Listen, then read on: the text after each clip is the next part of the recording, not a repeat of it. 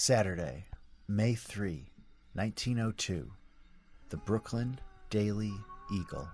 Hard fight with fire. One fireman badly hurt in Greenpoint.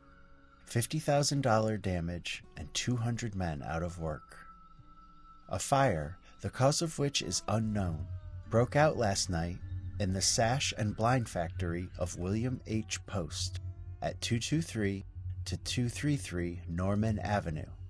Despite the heroic efforts of the firemen, the building and stock were practically destroyed. It is said that the damage will amount to $50,000. 3 alarms were turned in, but the flames had almost enveloped the entire building before the presence of the fire became known. The Post Company occupied the first floor of the building, which was a 4-story frame structure. 3 other firms, Henry C. Dorr and John Walker, Reuben Grau and the Bierschnick Company, occupied the remainder of the building. The fire, so far as could be learned, started in the rear part of the building on the first floor, directly above the boiler room.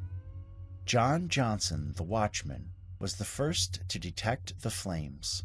It was about 11 o'clock.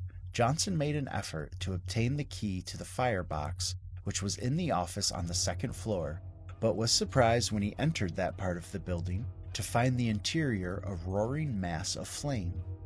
Running to the street, he met policemen Thull and Dobson of the Greenpoint Avenue station.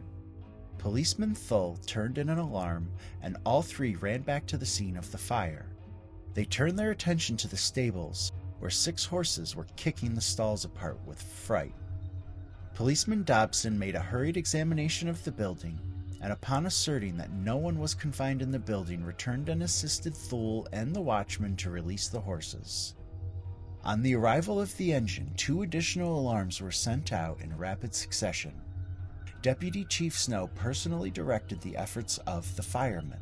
The wall on Russell Street side fell without warning, causing the men on Company 113 to make a jump for their lives. Fireman McGinnis of that company was not quick enough, and a heavy beam struck him, causing a depression of the skull. At the risk of their lives, his fellow firemen rescued McGinnis, who was stunned and bleeding. An ambulance was summoned from St. Catherine's Hospital, where McGinnis was taken by Dr. McGinty.